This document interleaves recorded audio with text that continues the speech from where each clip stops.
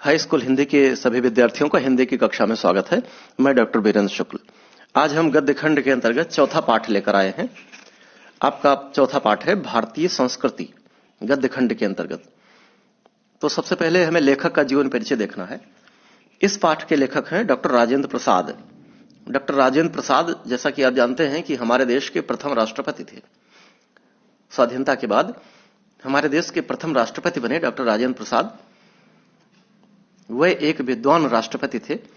तो उन्होंने एक निबंध लिखा है भारतीय संस्कृति, जो आपके पाठ्यक्रम में है और यह बहुत महत्वपूर्ण पाठ है। तो सबसे पहले तो डॉक्टर राजेंद्र प्रसाद जी का जीवन परिचय आप पढ़ लीजिएगा। एक पेज में जीवन परिचय लिख देना है। उसके बाद आइए हम पाठ पर सीधे सीधे आते हैं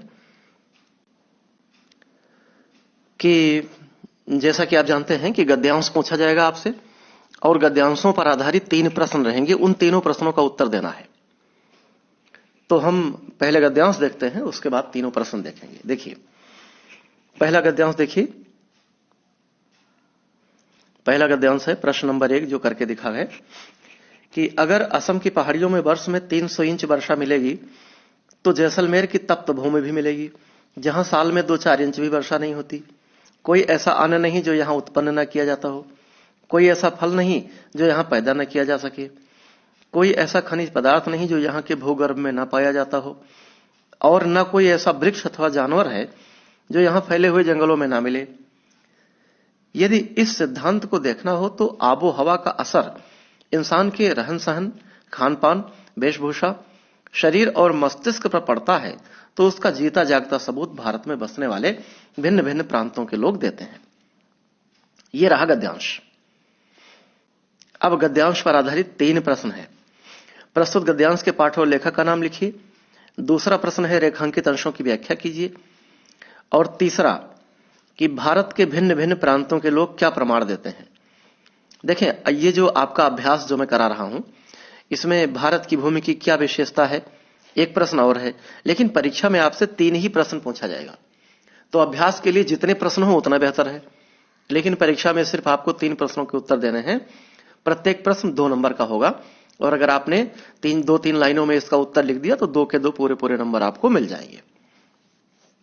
मेरा एक ही उद्देश्य है कि आपके नंबर बेहतर से बेहतर आए, आप अच्छा अध्ययन करें जिससे नंबर बेहतर से बेहतर आए। तो आपने गद्यांश देख लिया। अब प्रस्तुत गद्यांश के पाठ और लेखक का नाम लिखिए। इसे 2 तरह से लिखेंगे। एक तो आप इसका संदर्भ लिख दीजिए कि प्रस्तुत गद्य खंड हमारी पाठ्यपुस्तक हिंदी के गद्य खंड के अंतर्गत भारतीय संस्कृति नामक पाठ से लिया गया है। इसके लेखक हमारे देश के प्रथम राष्ट्रपति डॉक्टर राजेंद्र प्रसाद जी हैं। दूसरे तरीके से आप लिखेंगे कि लिखा है कि गद्यांश के पाठ और लेखक का नाम लिखिए। तो आप हेडिंग डाल दो गद्यांश का पाठ डैश करके भारतीय संस्कृति, उसके नीचे लिख दो लेखक का नाम डॉक्टर राजेंद्र प्रसाद। दोनों तरीके से आप उत्तर दे सकते हैं। अब दूसरा प्रश्न है रेखांकित अंशों की व्याख्या कीजिए। अब देखिए, ये जो पैरा है इसमें आपको कहीं रेखांकित नहीं दिख रहा है, तो आप सबको रेखांकित मान लीजिए। पेपर में जिस लाइन की व्याख्या आपसे करवानी होगी उसके नीचे एक लाइन खींची मिलेगी, एक रेखा खींची मिलेगी, इसलिए उसे रेखांकित कहते हैं। रेखा से अंकित हो जो, अंडरलाइंड हो जो। तो इस पूरे गद्यांश को आप रेखांकित मान लीजिए। तो देखो, सबसे पहले क्या करना है कि आप पूरे गद्यांश को उतार लीजिए और इसमें अथवा, किंतु, परंतु, तात्पर्य यह है, इस प्रकार करके अपनी बात को आगे बढ़ाते जाइए। अगर कभी कभी ऐसा होता है कुछ विद्यार्थी जिन्होंने अध्ययन नहीं किया है वो रेखांकित की व्याख्या नहीं कर पाते, तो उस प्रश्न को खाली छोड़ देते हैं। नहीं, खाली नहीं छोड़ना है, आपको वही गद्यांश पूरा उतार देना है। कुछ समझ में ना आवे तो गद्यांश उतारते रहो, उसमें थोड़ी थोड़ी अपनी बात 1-2 लाइन बढ़ाते रहो। तो अगर 5 लाइन का गद्यांश है तो 8-10 लाइन आप कर दोगे और आपको नंबर मिल जाएंगे। और बेहतर यह है कि आप रेखांकित को अच्छा पढ़ो और फिर उसकी अच्छी व्याख्या लिखो। तो इसमें रेखांकित में कोई खास बात नहीं है। अब भारत के भिन्न भिन्न प्रांतों के लोग क्या प्रमाण देते हैं। अब देखें कि आखिरी लाइन देखिए, भारत में बसने वाले भिन्न भिन्न प्रांतों के लोग देते हैं। क्या प्रमाण देते हैं, इसी गद्यांश में छिपा है। हमें कैसे निकालना है कि आबो हवा का असर इंसान के रहन सहन, खान पान, वेशभूषा, शरीर और मस्तिष्क पर पड़ता है, इसका जीता जागता सबूत भारत में बसने वाले भिन्न भिन्न प्रांतों के लोग देते हैं। ये उत्तर हो गया। अच्छा, अब अगला प्रश्न है, जैसे ये वाला प्रश्न है कि भारत की भूमि की क्या विशेषता है, तो आप इस गद्यांश को पढ़ो तो भारतीय भूमि की विशेषता मिलेगी। भारतीय भूमि की विशेषता यह है कि यहां असम की पहाड़ियों में वर्ष में 300 इंच वर्षा मिलेगी, तो जैसलमेर की तप्त भूमि भी मिलेगी, जहां साल भर में 2-4 इंच भी वर्षा नहीं होती। भारत में ऐसा कोई अन्न नहीं जो उत्पन्न न किया जाता हो, ऐसा कोई फल नहीं जो पैदा न किया जाता हो, ऐसा कोई खनिज पदार्थ नहीं जो यहां ना होता हो, ऐसा कोई वृक्ष या जानवर नहीं जो यहां ना होता हो। यह भारतीय भूमि की विशेषता है। तो इस तरह आप इस गद्यांश को कंप्लीट कर देंगे और आपको पूरे के पूरे अंक मिल जाएंगे। आगे बढ़ते हैं। अब हम आते हैं गद्यांश नंबर 2 पर, जहां लिखा है प्रश्न नंबर 2। देखिए, भिन्न भिन्न धर्मों के मानने वाले भी जो सारी दुनिया के सभी देशों में बसे हुए हैं, यहां भी थोड़ी बहुत संख्या में पाए जाते हैं। और जिस प्रकार यहां की बोलियों की गिनती आसान नहीं, उसी तरह यहां भिन्न भिन्न धर्मों के संप्रदायों की भी गिनती आसान नहीं। इन विभिन्नताओं को देखकर अगर अपरिचित आदमी घबरा कर कह उठे कि यह एक देश नहीं, अनेक देशों का एक समूह है, यह एक जाति नहीं, अनेक जातियों का समूह है, तो इसमें आश्चर्य की बात नहीं, क्योंकि ऊपर देखने वाले को जो गहराई में नहीं जाता, विभिन्नता ही देखने में आएगी। ये एक और गद्यांश आपको मिल गया। देखो, हम पढ़ रहे हैं पाठ भारतीय संस्कृति। भारत की संस्कृति क्या है, भारत का कल्चर क्या है। हम भारतीय कल्चर के बारे में पढ़ रहे हैं, भारतीय संस्कृति के बारे में पढ़ रहे हैं।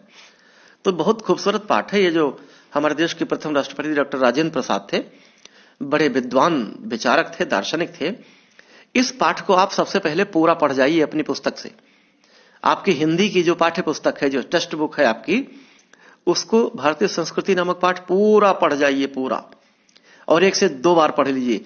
बात बिल्कुल क्लियर हो जाए, कॉन्सेप्ट क्लियर हो जाए कि लेखक कहना क्या चाहता है, उसके बाद यह अभ्यास कीजिए। अब ये तो इंपॉर्टेंट पैरा है जो मैं आपके लिए लेकर आया हूं, क्योंकि पूरा पाठ पढ़ाना संभव नहीं है, वो आपके लिए बहुत आसान है। आप पूरे पाठ को पढ़ जाइए।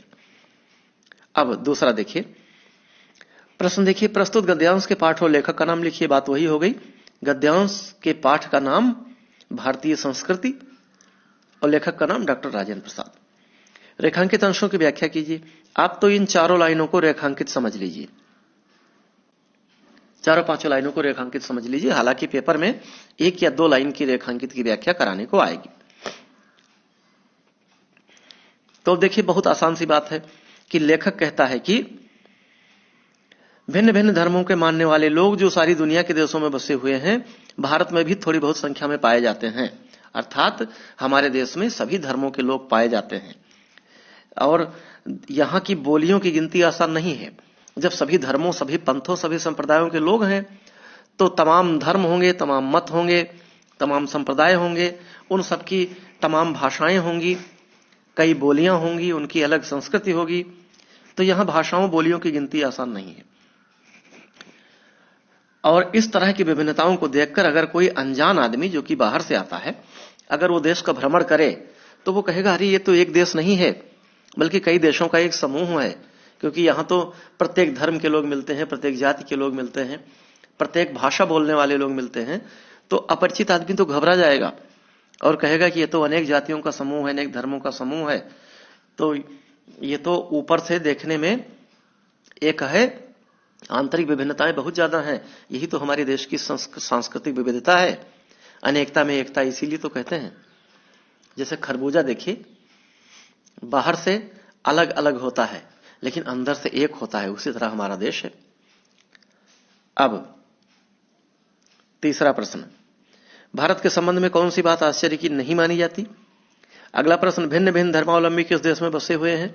भारत की जल और वाणी की विशेषता को एक पंक्ति में व्यक्त कीजिए। सतही दृष्टि से देखने पर किसी व्यक्ति को भारत के संबंध में क्या दिखाई पड़ता है, और प्रस्तुत गद्यांश में लेखक क्या कहना चाहता है। अब इनका उत्तर देखिए।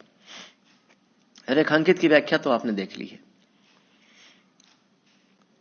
हम प्रश्न के उत्तर पर आते हैं। भारत एक देश नहीं वरन अनेक देशों का समूह है। यहां एक जाति के लोग नहीं रहते, वरन अनेकानेक जातियों के लोग निवास करते हैं। भारत के संबंध में यही बात आश्चर्य की नहीं मानी जाती। अगला प्रश्न देखिए उत्तर।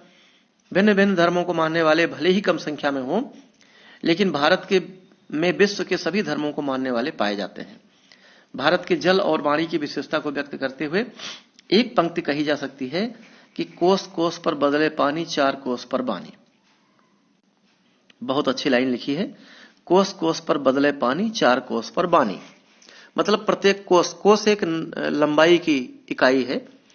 कोस 3 किलोमीटर को सामान्यतः एक कोस कहा जाता है। तो हमारे यहां एक कहावत है कि कोस कोस पर बदले पानी, चार कोस पर बानी। मतलब हर कोस पर पानी बदल जाता है, पानी का स्वाद बदल जाता है, और हर 4 कोस पर वाणी बदल जाती है, लोगों की भाषा बदल जाती है। अगला प्रश्न देखिए। सतही दृष्टि से देखने वालों को भारत में विभिन्नता अर्थात अनेकता ही नजर आती है। और आखिरी है, प्रस्तुत गद्यांश में लेखक भारत भूमि की विविधता का बहुत ही सार्थक और धनात्मक रूप में वर्णन करता है। इससे लेखक का अपने देश और उसकी संस्कृति के प्रति प्रेम झलकता है। तो इस तरह आप प्रश्नों को हल करते रहें। आप गद्यांश गौर से पढ़ोगे तो गद्यांश पर आधारित जितने भी प्रश्न हैं सब अपने आप निकल जाएंगे। हाँ, एक बार मन से जरा पढ़ना है, लापरवाही नहीं करनी है। आइए प्रश्न नंबर 3 देखते हैं। तीसरा प्रश्न, तीसरा गद्यांश। यह विचार करके देखा जाए तो इन विभिन्नताओं की तह में एक ऐसी समता और एकता फैली हुई है जो अन्य विभिन्नताओं को ठीक उसी तरह पिरो लेती है और पिरोकर एक सुंदर समूह बना देती है, जैसे रेशमी धागा भिन्न भिन्न प्रकार की और भिन्न रंग की सुंदर मड़ियों अथवा फूलों को पिरोकर एक सुंदर हार तैयार कर देता है, जिसकी प्रत्येक मड़ी या फूल दूसरों से न तो अलग है और न हो सकता है, और केवल अपनी ही सुंदरता से लोगों को मोहता नहीं, बल्कि दूसरों की सुंदरता से वो स्वयं सुशोभित होता है। इसी तरह अपनी सुंदरता से दूसरों को भी सुशोभित करता है। ये एक पैरा हो गया। अब वही 3 प्रश्न, गद्यांश और पाठ के लेखक, रेखांकित अंशों की व्याख्या, और प्रस्तुत गद्यांश में फूल या मणि की क्या विशेषता बतलाई गई है। आइए हम उत्तर देख लेते हैं इनका। कि प्रस्तुत गद्यांश में मणि या फूल की विशेषता के रूप में कहा गया है कि केवल अपनी सुंदरता से ही लोगों को मोहित नहीं करते, वरन दूसरों की सुंदरता से स्वयं भी सुशोभित होते हैं। विभिन्नताओं की तह में फैली एकता उस रेशमी धागे के समान है जो विभिन्न प्रकार की मणि मुक्ताओं और फूलों को अपने में गूंथकर एक हार बना देता है। अगले प्रश्न का उत्तर है, भारत और भारतीय संस्कृति के विषय में कहा जा सकता है, हिंदू, मुसलमान, पारसी, सिख, ईसाई आदि सभी इसी देश में रहते हैं। उनके मंदिर, मस्जिद, गुरुद्वारे आदि अलग अलग हो सकते हैं, परंतु भारत रूपी जो बड़ा मंदिर है वो सबका है। सब मजहबों के लोग एक ही ईश्वर की इबादत करते हैं। कविवर द्वारिका प्रसाद माहेश्वरी ने भी ऐसे ही भाव व्यक्त किए हैं। हम सब सुमन एक उपवन के, ये उन्होंने कहा है। तो अगला पैरा देखिए, यह है प्रश्न नंबर 5, मतलब गद्यांश पांचवा गद्यांश देखिए।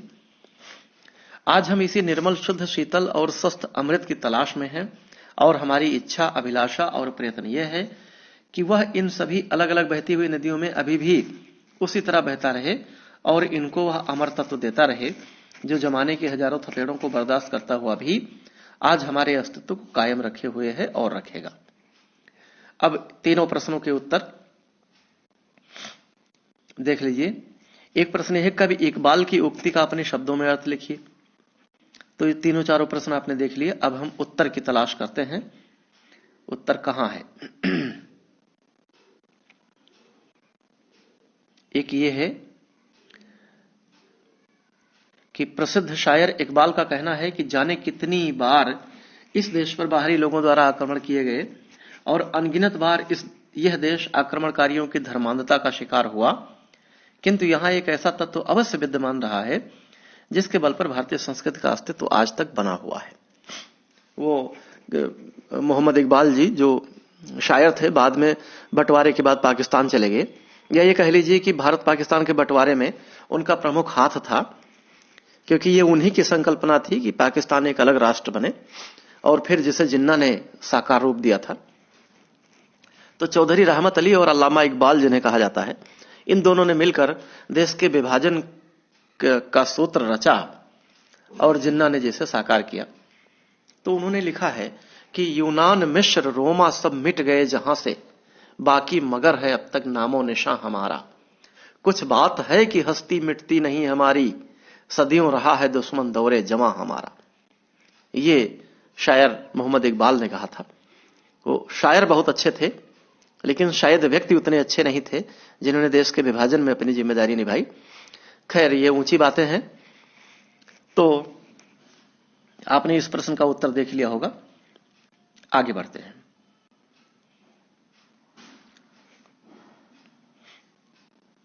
ये जो छठवां गद्यांश देखिए, यह एक नैतिक और आध्यात्मिक स्रोत है जो अनंत काल से प्रत्यक्ष या अप्रत्यक्ष रूप से संपूर्ण देश में बहता रहा है और कभी कभी मूर्त रूप होकर हमारे सामने आता रहा है। यह हमारा सौभाग्य रहा है कि हमने ऐसे ही एक मूर्त रूप को अपने बीच चलते फिरते हंसते रोते भी देखा है, और जिसने अमरत्व की याद दिलाकर हमारी सूखी हड्डियों में नई मज्जा डाल हमारे मृत प्राय शरीर में नए प्राण फूंके और मुरझाए हुए दिलों को फिर खिला दिया। यह अमरत्व सत्य अहिंसा का है, जो केवल इसी देश के लिए नहीं, आज मानव मात्र के जीवन के लिए अत्यंत आवश्यक हो गया है। बहुत इंपॉर्टेंट पैरा है ये। तो तीनों प्रश्नों के उत्तर देख लीजिए, और इससे ज्यादा भी इन प्रश्नों को आप वीडियो रोक रोक कर और इन्हें कायदे से पढ़ते रहिए। आगे बढ़ते हैं। हम कोई महत्वपूर्ण पैरा देखते हैं जो आपकी परीक्षा की दृष्टि से महत्वपूर्ण हो। और यूं तो चलिए हम 9 नंबर देखते हैं। इसलिए हमने भिन्न भिन्न विचारधाराओं को स्वतंत्रता पूर्वक पनपने और भिन्न भिन्न भाषाओं को विकसित और प्रस्फुटित होने दिया। भिन्न भिन्न देशों के लोगों को अपने में अभिन्न भाव से मिल जाने दिया। भिन्न भिन्न देशों की संस्कृतियों को अपने में मिलाया और अपने को उनमें मिलने दिया, और देश और विदेश में एक सूत्रता तलवार के जोर से नहीं, बल्कि प्रेम और सौहार्द से स्थापित की। दूसरों के हाथों और पैरों पर, घर और संपत्ति पर जबरदस्ती कब्जा नहीं किया, उनके हृदयों को जीता। और इसी वजह से प्रभुत्व, जो चरित्र और चेतना का प्रभुत्व है, आज भी बहुत अंशों में कायम है, जबकि हम स्वयं उस चेतना को बहुत अंशों में भूल गए हैं और भूलते जा रहे हैं। यह महत्वपूर्ण पैरा है। इसके 5 प्रश्नों को देख लीजिए और रेखांकित अंश की व्याख्या, साथ ही सारे प्रश्नों के उत्तर, ये चीजें देख लीजिए।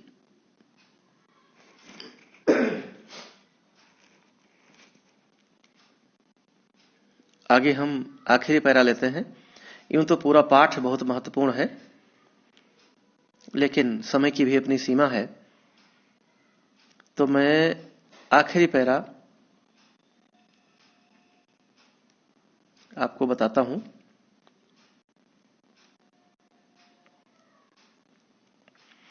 ये है, ये 15वां देख लीजिए, गद्यांश नंबर 15। वर्तमान युग में भारतीय संस्कृति के समन्वय के प्रश्न के अतिरिक्त यह बात भी विचारणीय है कि भारत की प्रत्येक प्रादेशिक भाषा की सुंदर और आनंदप्रद कृतियों का स्वाद भारत के अन्य प्रदेशों के लोगों को कैसे चखाया जाए। मैं समझता हूं कि इस बारे में 2 बातें विचारणीय हैं। क्या इस संबंध में यह उचित नहीं होगा कि प्रत्येक भाषा की साहित्यिक संस्थाएं उस भाषा की कृतियों को संघ लिपि अर्थात देवनागरी में छपवाने का भी आयोजन करें। बहुत अच्छी बात है। आज भाषा का झगड़ा बहुत है। अगर भाषा का झगड़ा ना होता तो हमारे देश की भी कोई एक राष्ट्रभाषा होती। जैसा कि आप जानते हैं कि हमारे देश की कोई राष्ट्रभाषा नहीं है। हिंदी को राष्ट्रभाषा कहा जाता है, लेकिन है नहीं। हिंदी राष्ट्रभाषा बनने की पूरी तरह लायक है, लेकिन दक्षिण भारत के लोगों के विरोध के कारण हिंदी राष्ट्रभाषा का दर्जा नहीं पा सकी है। वह सिर्फ राजभाषा है और संपर्क भाषा है। तो अब तीनों प्रश्नों को देख लीजिए। प्रस्तुत गद्यांश के पाठ और लेखक का नाम लिखिए, रेखांकित अंश की व्याख्या कीजिए और लेखक के अनुसार भारतीय संस्कृति के समन्वय के लिए क्या किया जाना चाहिए। तो तीसरे प्रश्न का उत्तर आइए हम देखते हैं कि लेखक के अनुसार भारतीय संस्कृति के समन्वय के लिए प्रत्येक प्रादेशिक भाषा की साहित्यिक कृतियों का अनुवाद करा के और उसे भारत की संघ लिपि अर्थात हिंदी में छपवाना चाहिए। ये बहुत महत्वपूर्ण प्रश्न है और लेखक का विचार बहुत महत्वपूर्ण है, बहुत दार्शनिक भावों को उन्होंने इसमें व्यक्त किया है कि देश की जो एकता है इसे हम कैसे बरकरार रखें, साहित्यिक एकता को कैसे बरकरार रखा जा सके।